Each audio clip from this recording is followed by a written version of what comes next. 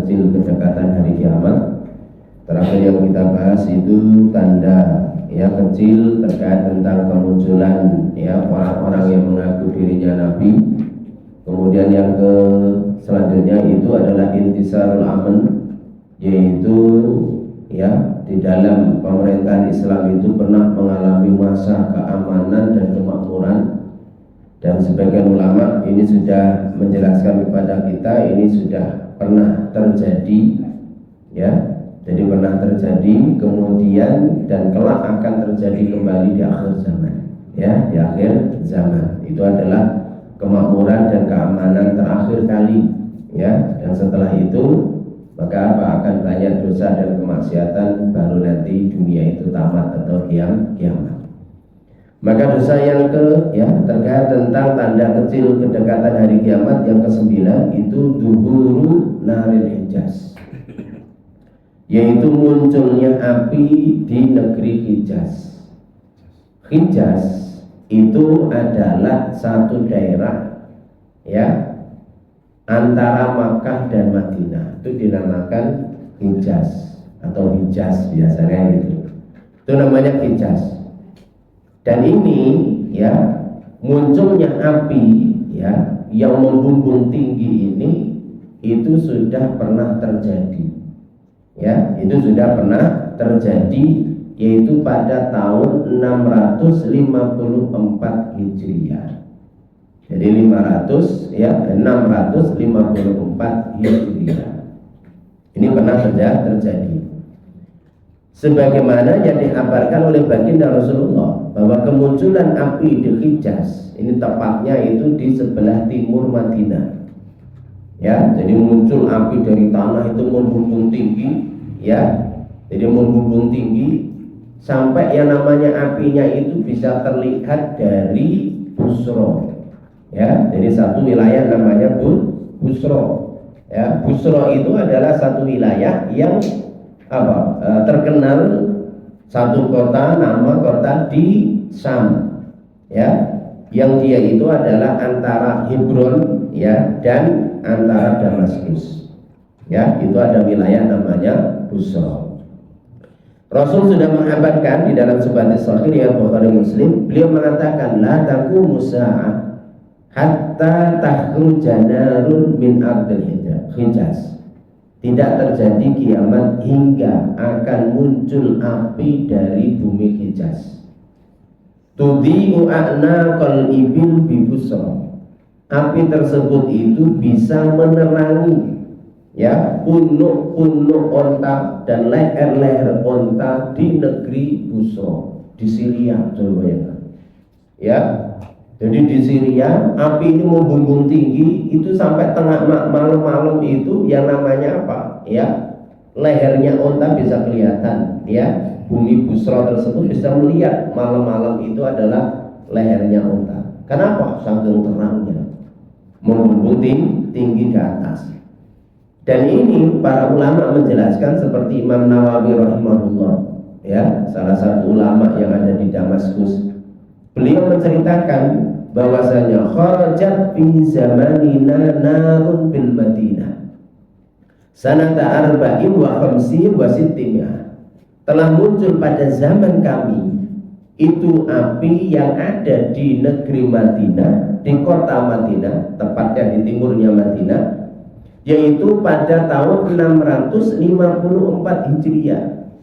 Wa kanat naran 'azimatan jiddan. Sungguh api itu adalah api yang sangat besar. Ya, min jambil Madinah asyarqi wara al-Harrah, yaitu dari sisi sebelah timurnya kota Madinah, ya, tepatnya itu adalah di wilayah sebelum Harrah. Ya, sebelum padang pasir yang membentang luas di timurnya Madinah. Ya, pernah muncul yang enggak seperti itu. Dan ini ma'asal muslimin, beliau menceritakan wa tawataral ilmu biha inda jami'i asyam wa sairil buldan.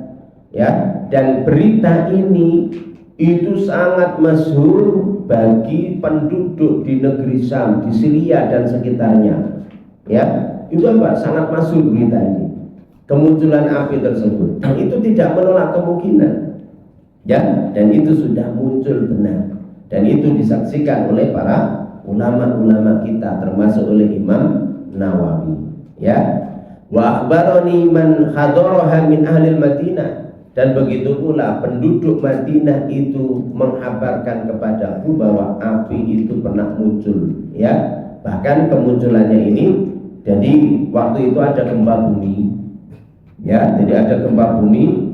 Ya, sehingga kemudian apa? Kemudian muncul api dari, ya, hasil gempa bumi itu pecah, kemudian ada muncul muncul api, ya, membumbung tinggi, ya, nggak bisa dipadamkan, sampai padam sendiri. Sekitar berapa lama? Sekitar 1 bulanan baru bisa padam sendiri. Ya, dan itu tidak menolak kemungkinan. Kita sekarang aja menyaksikan bagaimana Saudi kaya dengan minyak, ya kan, gitu.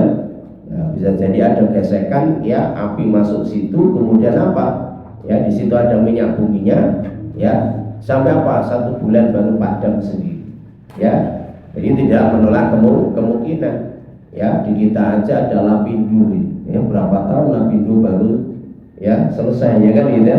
Itu hal yang tidak mustahil.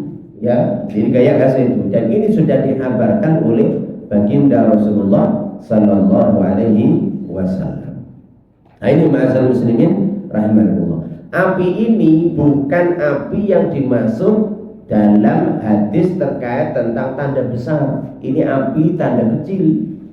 Walaupun kelak nanti di akhir zaman sebagai tanda besar itu akan muncul api, cuma api tersebut itu adalah tidak seperti ini. Api di akhir zaman akan muncul itu adalah untuk menggiring, ya, itu tanda besar, untuk menggiring sisa-sisa dari manusia yang ada untuk berkumpul di tempat mahsyarnya. Mahsyar di sini bukan mahsyar akhirat, karena akhirat belum mulai. Ini mahsyar di dunia. Itu nanti itu 10 tanda besar, ya, muncul api menggiring sisa manusia yang ada ketika itu untuk kumpul di mahsyarnya, di tempat kumpulnya. Di mana tempat kumpulnya manusia di akhir zaman itu? Sisa-sisanya di bumi Syam, di Palestina. Ya, manusia itu akan digiring. Api itu muncul oleh Allah Subhanahu wa taala, dimunculkan, ya, untuk menggiring manusia itu suruh ngumpul di sana. Jadi suruh ngumpul. Api tersebut itu akan menunggui setiap orang. Ya, jadi setiap orang, pokoknya dipaksa orang itu harus berangkat ke sana. Kalau enggak, dia dilalap oleh api tersebut.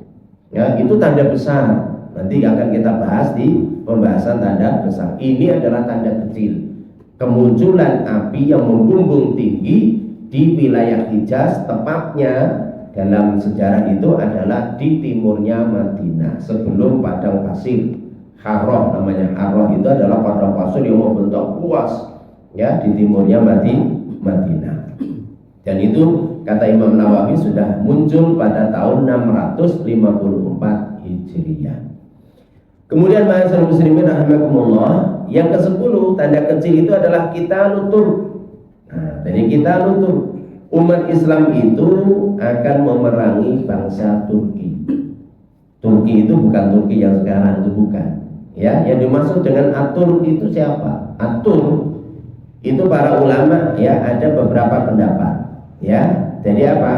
Ada beberapa pendapat. Pendapat yang pertama, Atur itu adalah keturunan, pendapat yang paling masyhur, ya, bagi, ya, istilahnya apa, ulama yang memang ahli mempelajari terkait tentang yaitu silsilah manusia. Atur atau Turki yang dimaksud di dalam hadis ini itu adalah keturunan Nabi Nuh dari putra beliau Yafis. Jadi putra Nabi Nuh yaitu, ya, Yafis.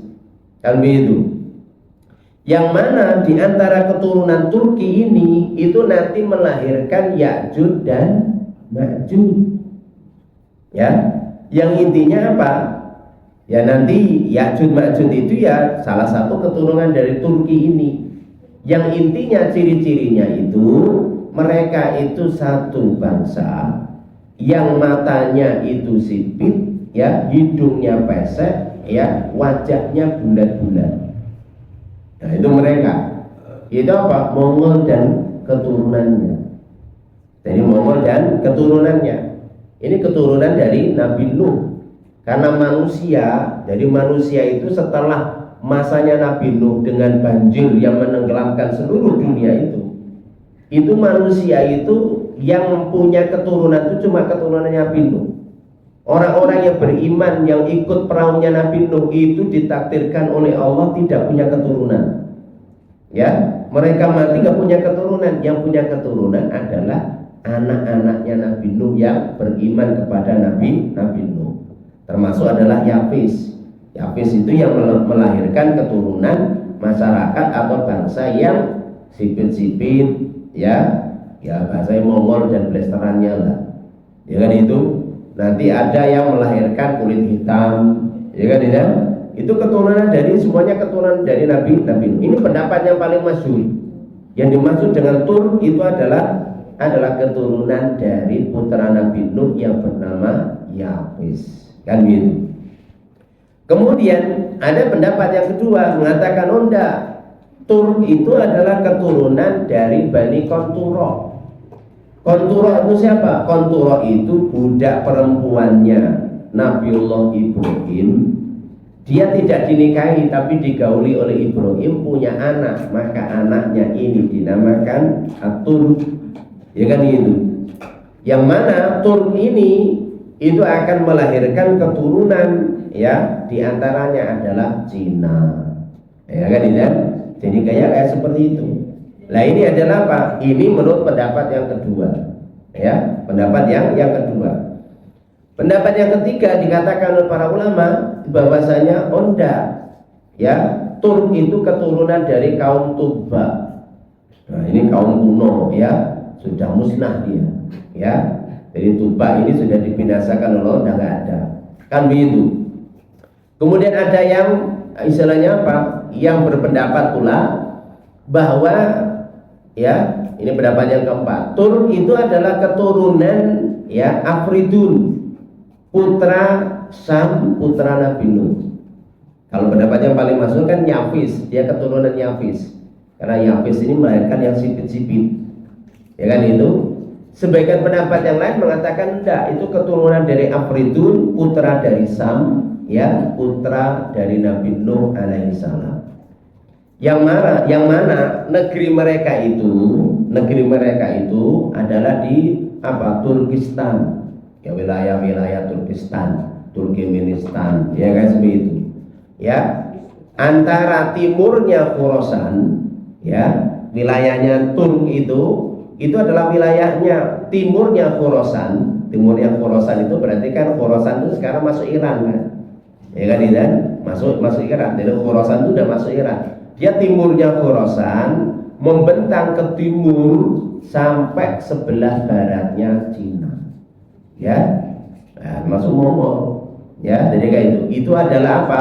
Itu adalah apa? Dari sebelah utaranya India, ya. Jadi mulai timurnya Khorasan sampai Cina, ya. Itu namanya keturunan dari Atur, ya. Jadi kayak seperti itu. Nah ini ma'asyiral muslimin rahimakumullah. Rasulullah SAW menghabarkan bahwa umat Islam yang ketika itu tentu adalah masyarakat Arab, karena yang memeluk agama Islam pertama adalah masyarakat Arab, kan gitu. Maka apa kata Rasulullah SAW? Muslim yang dimaksud itu adalah Muslim dari masyarakat Arab ketika itu. Rasul menghabarkan dalam hadis sahih riwayat Abu Hurairah, ya. Hadis ini adalah riwayat Imam Muslim dari sahabat Abu Hurairah. Baginda Rasulullah SAW bersabda, la taqumu sa'ah hatta yuqatilal muslimuna Turk. Tidak terjadi kiamat hingga orang-orang muslim itu nanti akan memerangi Turki. Ya, ya dimaksud Turki di sini bukan Turki modern ini loh. Ya, jadi kayak gitu. Jadi jangan salah kaprah. Ini Turk itu adalah bangsa tersendiri yang mereka itu, ya, keturunan, ya, dari yang tadi cirinya matanya sipit, hidungnya pesek, ya, kemudian apa, wajahnya itu bulat-bulat, ya, blasteran itu. Kauman wujuhuhum kal majannil mutraqah. Ya, jadi apa? Dia itu satu kaum yang mana wajah mereka itu, ya, Jadi wajah mereka itu bulat kayak tameng besi. Ya kan itu? Yalbasuna sya'ar, mereka itu biasa memakai baju dari bulu, ya, wool. Ya kan itu? Siapa itu? Paling terkenal kan Mongol. Ya kan begitu? Wayamsuna bisya'ar, dan mereka itu adalah apa? Berjalan pun pakai sendal dari bulu. Ya, bangsa mana itu yang paling terkenal? Mongol. Ya, ini bangsa Mongol. Dalam hadis riwayat Bukhari, ya, Rasulullah mengatakan, la taqumu sa'atu hatta tuqatilu qauman ni'aluhum sya'ar. Tidak terjadi kiamat hingga kalian, hai umatku, akan memerangi satu kaum, sendal mereka dari bulu. Wa hatta tuqatiluna tur sigharal ayun, hingga kalian pun akan memerangi, ya, bangsa Turki yang sipit matanya, humurul wujuh, wajah mereka kemerah-merahan, kalau panas kemerah-merahan, tulfal qulub, pesek iruni, ya kan begitu? Ka'anna wujuhahumul majannul mutrafa, seakan-akan wajah mereka bulat kayak seperti tameng besi. Ya, jadi kayak itu. Ini adalah apa? Ini kata Rasulullah Shallallahu Alaihi Wasallam. Dalam hadis yang lain pun kayak seperti itu. Sehingga, dan ini kapan mulai terjadi? Masyarakat itu memerangi Turki ini. Ini pada masa Daulah Umayyah. Karena wilayahnya zamannya Umar itu, ma'asyiral muslimin, zamannya Umar, wilayah yang paling luas itu kan zamannya Umar dan Utsman, ya kan? Karena zamannya Ali itu kan sudah apa? Dengan wafatnya Khalifah Utsman dibunuh oleh pemberontak. Kemudian di baiatnya sahabat Ali itu lebih fokus pada masalah pemberontakan kan begitu, ya, yang ada perselisihan di antara para sahabat, ya, perang dengan apa, sahabat Muawiyah itu, ya, lama sekali, ya kan, begitu. Maka apa? Maka tidak ada perluasan wilayah, ya, sehingga apa? Terjadi perluasan wilayah itu pada zamannya dinasti Umayyah kembali. Sehingga diriwayatkan dari Abu Ya'la, dari Muawiyah ibnu Hudaij, dia bercerita, kuntu inda Muawiyah ibni Abi Sufyan hina ja'ahu kitabun min amili. Jadi aku itu ada di sisi sahabat Muawiyah. Ketika itu sahabat Muawiyah sudah jadi khalifah umat Islam, ya kan itu. Karena kan sahabat Ali wafat, kan terjadi dualisme kepemimpinan. Mayoritas umat Islam membaiat sahabat Ali. Penduduk Syam, Palestina dan sekitarnya, dan Syria itu membaiat sahabat Muawiyah. Sampai terjadi perang terkenal dengan perang Siffin, ya kan gitu. Ya, sampai kemudian sahabat Ali wafat, mayoritas pendukung sahabat Ali membaiat putra beliau Hasan. Hasan itu menjabat, ya, sebagai khalifah umat Islam selama sekitar 6 bulan. Lalu beliau menyerahkan tampuk kekuasaannya itu kepada Muawiyah dengan syarat, ya, dah, kekuasaanku tak serahkan kamu supaya umat Islam itu satu dalam kepemimpinan. Cuma nanti kalau kamu wafat, maka kepemimpinan sepeninggalmu nanti adalah apa? Itu harus apa? Berlandaskan musyawarah dari dua kubu kita, dari kubu saya dan kubu Anda. Tidak boleh langsung dituju. Qadarullah, sahabat Hasan cucu Nabi wafat, jadi itu enggak selang lama wafat. Makanya zamannya Muawiyah, ketika Muawiyah masih hidup, beliau langsung mengangkat putra mahkota, ya, yaitu Yazid. Makanya ma'asyiral muslimin, sistem kekhilafahan, ya, itu adalah sampai Hasan. Jadi Abu Bakar, Umar, Utsman, dan Ali. Kalau setelah zamannya Muawiyah itu sudah dinasti, jadi sudah kerajaan. Kenapa buktinya?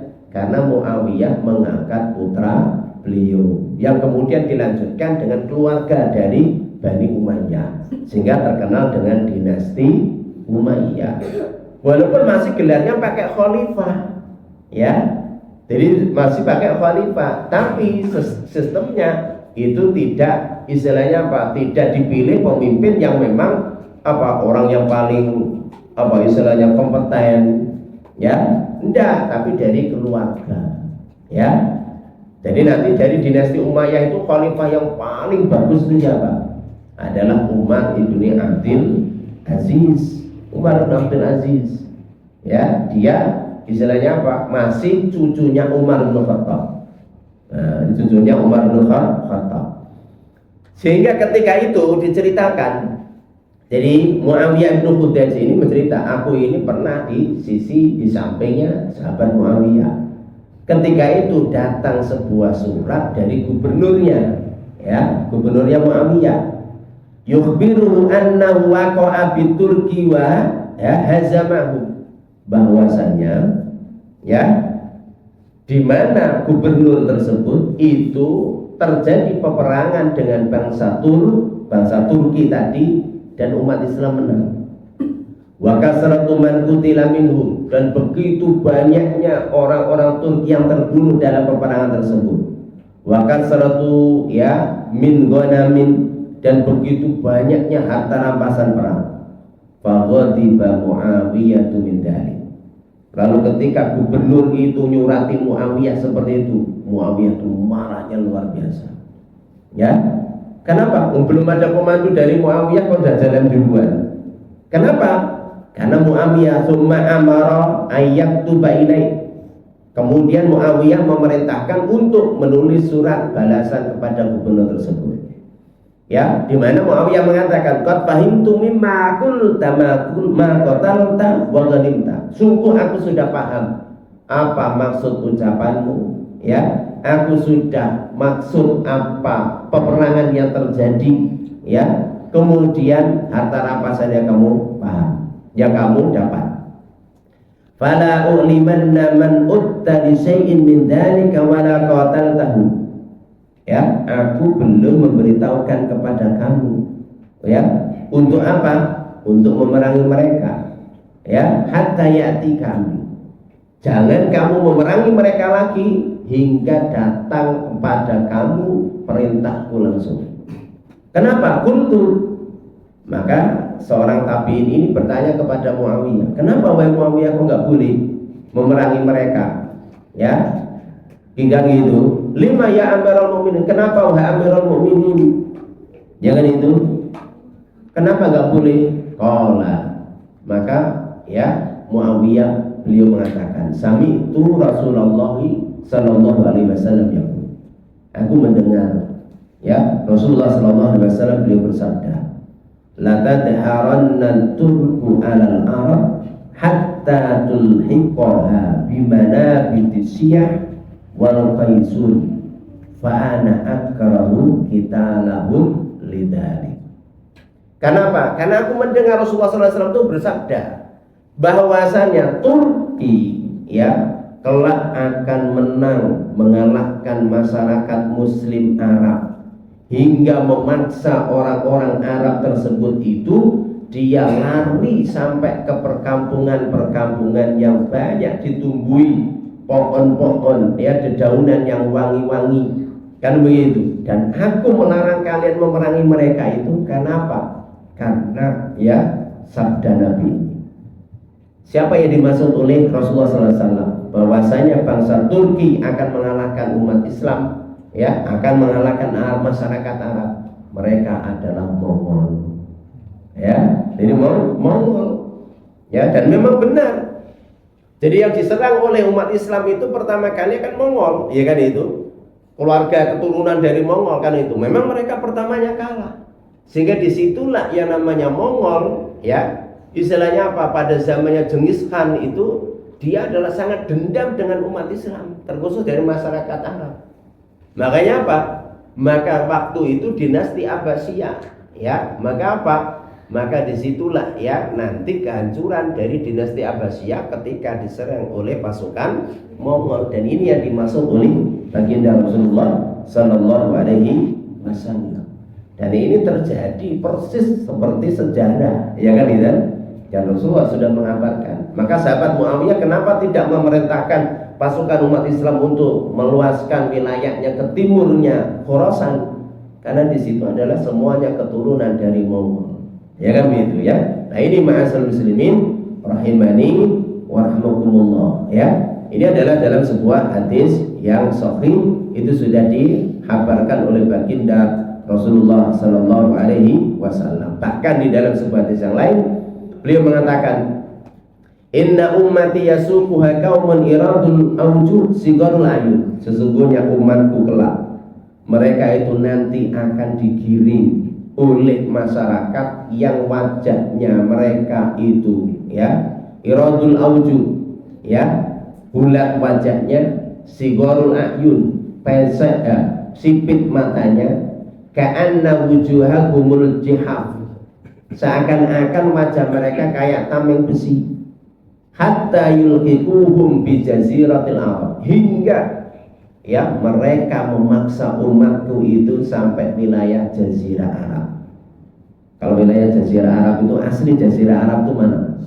Asli jazirah Arab itu ya wilayah sekarang itu wilayah semua Saudi itu ya, timurnya Saudi, Kuwait ya, kemudian nanti Yaman, kemudian timurnya Yaman, Uni Emirat Arab, Qatar, Bahrain, itu dinamakan jazirah Arab. Ya, jadi jazirah Arab itu asli di situ, itu namanya jazirah Arab. Ya, jadi kayak seperti itu. Kalau Irak, Iran ya, itu bukan yang namanya jazirah Arab. Ya, itu bukan jazirah Arab.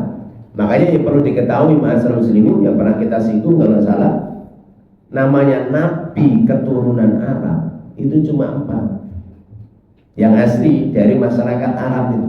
Mayoritas nabi itu adalah non Arab. Ya, yang Arab itu kan Nabi Soleh, Nabi Hud, itu Arab kuno, itu udah punah itu, udah gak ada keturunan mereka. Mereka sudah dibinasakan oleh Allah, musnah. Ya, kaumnya Nabi Hud, kaumnya Nabi Soleh, itu Arab memang.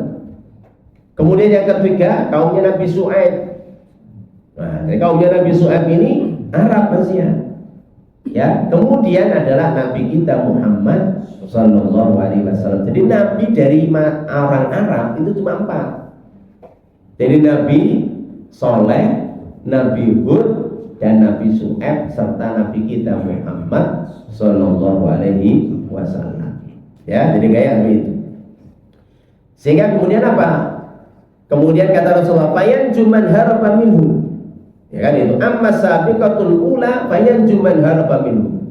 Maka serangan yang pertama, maka selamatlah orang-orang yang lari menghindari pertempuran melawan Mongol, mereka selamat. Wa amma saniyatu fayahlik ba'dun wa yanju ba'dun.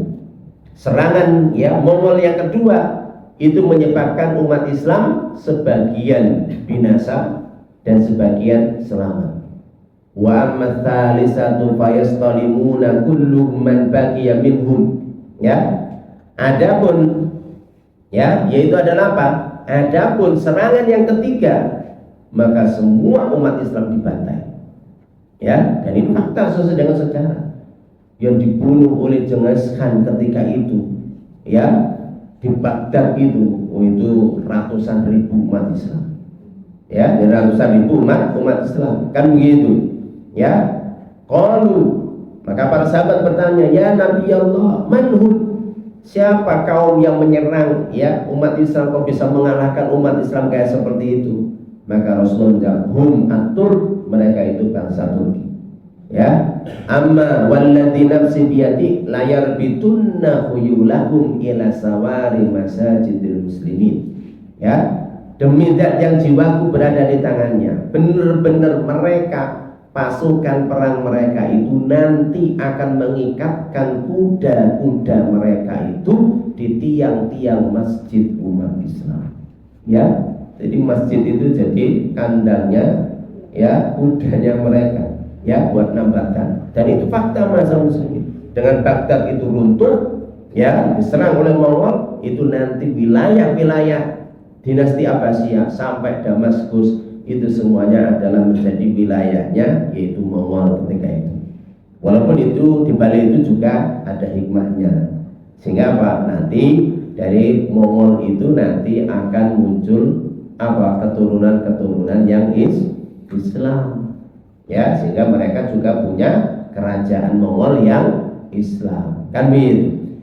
Dan di dalam sebuah hadis yang lain, ya, hadis yang lain di dalam Sunan Abu Dawud dan lainnya, Rasul mengatakan utrukutur matarakuku. Dah, biarkan bangsa Mongol, jangan diusik selagi mereka tidak mengusik kalian. Ya, kenapa? Karena Rasulullah sudah mengabarkan kayak seperti itu. Nah, ini ma'asyiral muslimin, dan itu sudah terjadi. Ya, dan itu sudah terjadi. Baghdad sudah runtuh. Ya, awalnya umat Islam memang menang melawan mereka, tapi dendamnya Genghis Khan itu luar biasa. Sehingga apa? Sehingga benar-benar dia mempelajari, ya, istilahnya apa, kondisi umat Islam ketika itu, dan pada waktu di mana Baghdad itu mengalami kelemahan, ya, kelemahannya itu dari mana? Ya, dari internal dan eksternal, ya, banyaknya pengkhianatan. Dan ketika itu perlu diketahui ma'asyiral muslimin, jadi kalau dinasti Abbasiyah itu kan ada 3 periode. Periode yang pertama sampai Harun ar-Rasyid itu masa keemasan. Jadi masa keemasan dinasti Abbasiyah. Periode kedua itu sudah mulai pakai sistem namanya parlementer, di mana apa? Khalifah itu hanya pajangan. Ya. Jadi kayak ibaratnya kayak seperti istilahnya Malaysia gitu kan, ada raja, ya kan itu kan, dan ada perdana menteri. Pemerintahan itu dikuasai oleh perdana menteri. Dan ketika itu pada periode dinasti Abbasiyah yang kedua ini, khalifah itu hanya sekedar pajangan. Khalifah harus dari keturunan dinasti Abbasiyah, dari Quraisy, iya, tapi dia nggak punya kewenangan dan nggak punya kekuasaan. Pasukan itu dikuasai oleh perdana menteri, ya, sehingga muncul gonta-ganti. Dan disitulah perdana menteri itu banyak ketika itu nanti mereka memperkerjakan, yaitu adalah budak-budak dari Turki, dari keturunan Mongol tersebut jadi pasukan umat Islam, sehingga nanti muncul dinasti-dinasti kecil-kecil itu dari situ nanti. Nah, ini ma'asyiral muslimin rahimani wa rahimakumullah, seperti keluarga, ya, apa istilahnya, Zangki, keluarga Saljuk, dinasti Saljuk itu kan, Tartar, ya kan itu kan. Ya, ini adalah apa? Ini muncul kayak seperti itu. Nah, ini ya apa? Itu dinasti Abbasiyah itu ada 3 tahapan, ya. Jadi kayak itu, sehingga apa? Runtuhnya ya ketika diserang oleh yaitu Mongol atau Tartar, kan begitu. Ma'asyiral muslimin rahimani wa rahimakumullah. Kemudian Rasulullah SAW juga menghabarkan di antara tanda kecil kedekatan hari kiamat, qitalul ajam, ya, orang Muslim Arab memerangi orang-orang non Arab yang tidak beriman, ya kan begitu, ya. Ajam itu ya non Arab, ya kan itu kan. Arab berarti keturunan dari Arab. Arab itu kan ada Arab kuno dan ada Arab blasteran, ya kan itu. Jadi apa? Ada Arab yang namanya kuno, artinya Arab kuno itu Arab yang sudah punah, sudah tidak ada keturunannya. Siapa? Kaumnya Nabi Soleh, kaumnya Nabi Hud, Su'aib. Ya, ada kemudian namanya Arab, istilahnya blasteran, Arab musta'robah. Ya, jadi Arab ya musta'robah. Jadi blasteran Arab dengan non Arab. Perlu diketahui ma'asyiral muslimin, apakah Nabi Ismail itu Arab? Arab bukan? Ya, tidak Arab. Nabi Ismail keturunan dari Ibrahim. Ibrahim itu aslinya dari Babylon, dari Irak. Ya kan, ya?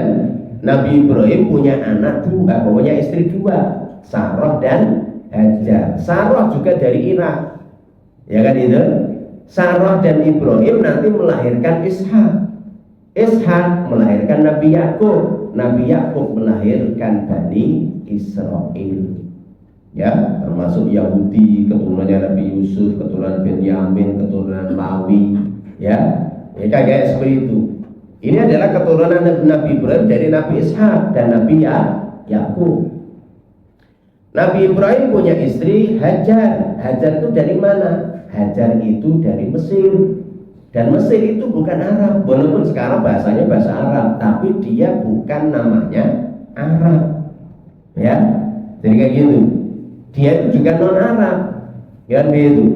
Sehingga apa? Nanti dengan Hajar punya anak namanya Ismail.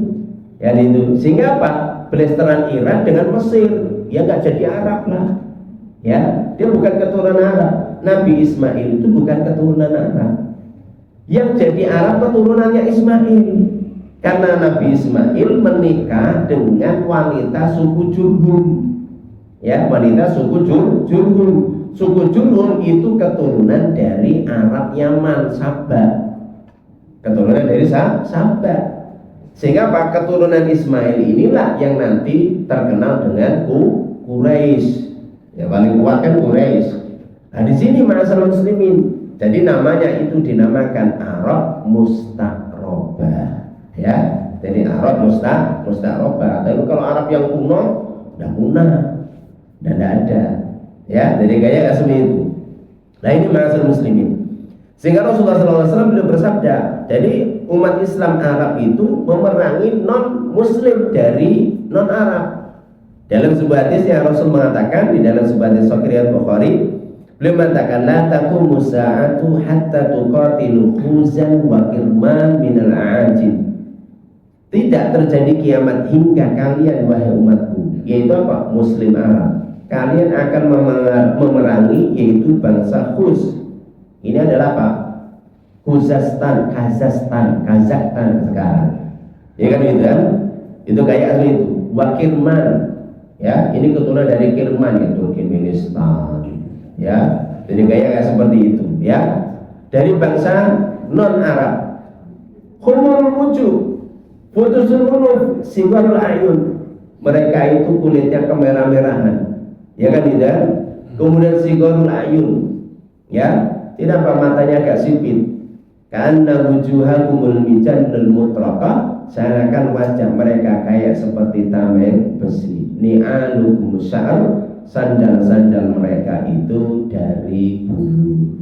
Ya, jadi kayak seperti itu. Nah ini jadi dikabarkan oleh baginda Rasulullah Sallallahu Alaihi Wasallam. Ya, jadi ini adalah Turkmenistan, Kazakhstan, ya apalagi itu. Ya, Azerbaijan, Jajan gitu ya, Jajan gitu ya. Nah, itu adalah apa? Itu sudah masuk istilahnya itu adalah ajam. Ya, itu adalah ajam. Kemudian ma'asyiral muslimin rahimakumullah, di antara tanda yang ke-12, tanda kecil dari kedekatan hari kiamat itu doyaul amanah. Kalau amanah itu sudah disia-siakan. Ya.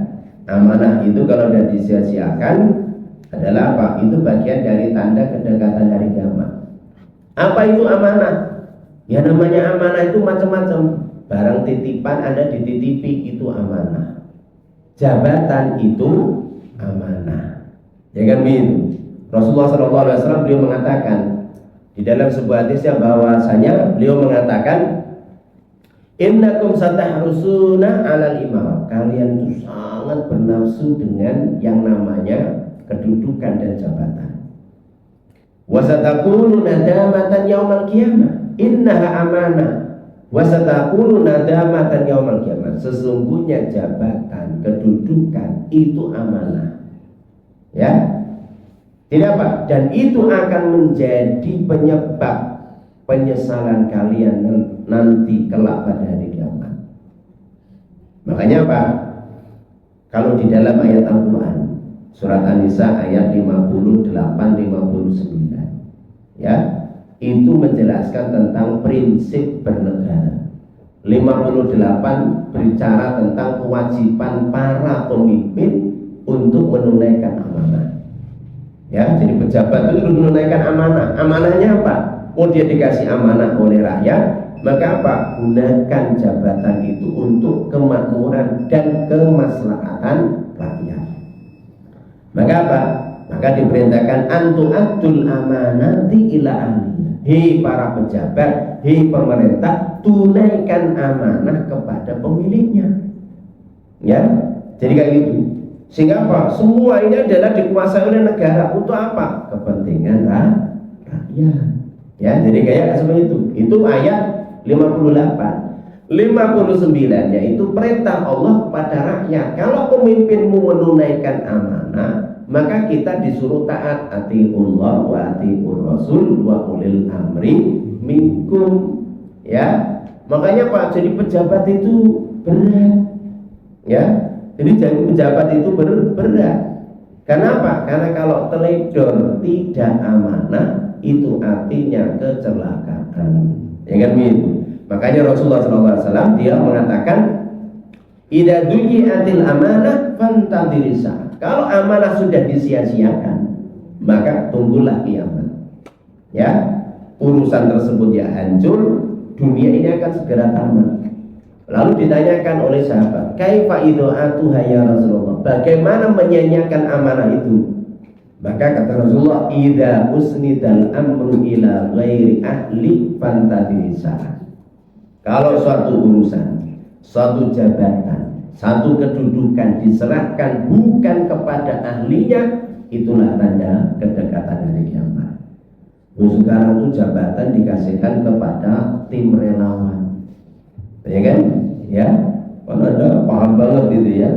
Ya, bagaimana wakil menteri itu adalah dulu istilahnya apa, relawan, pendukung, ya kan begitu. Sudah jadi wakil menteri masih dikasih jabatan komisaris. Rakyatnya boleh madang ngeli, ya susah ya. Pejabat wakil menteri bisa double, ya itu pemborosan, ya padahal mereka berapa itu, ya jadi komisaris BUMN itu, ya Pertamina semua, ya atau yang lain, ya miliaran mereka dapat, ya lihat ini. Ya 4 miliar, ya miliaran mereka dapat. Coba bayangkan, jenengan nyari 1.000 yang dipajak gimana dijamin ya? Ya, jadi kayak seperti itu, ya, Masya Allah, ya. Nah di situ itu awal, udah kalau pejabat-pejabat, petinggi-petinggi itu nggak amanah, maka apa? Ya itu sudah ciri, ya. Makanya apa? Nanti akan muncul tahun-tahun yang menipu. Orang yang jujur dan amanah dianggap sebagai pendusta, ya, dianggap sebagai pengkhianat, ya. Para pengkhianat, para penjilat, ya, tukang jilati pantat gitu ya, itu justru diangkat jadi pejabat, ya. Jadi kayak itu narapidana bisa tampil di televisi bertahun-tahun nggak ditangkap, ya, kan aneh, ya. Ini keajaiban. Ya, jadi kayak itu. Nah ini masalah muslimin, ini 3 tanda yang bisa kita bahas pada malam hari ini. Kalau ada pertanyaan monggo, kalau tidak ya kita sebutkan.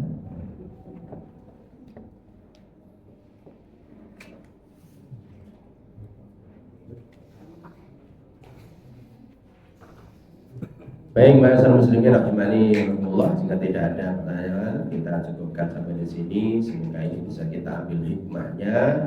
Kita tutup dengan doa kafaratul majlis. Subhanallahumma wa bihamdika asyhadu an la ilaha illa anta astaghfiruka wa atubu ilaik.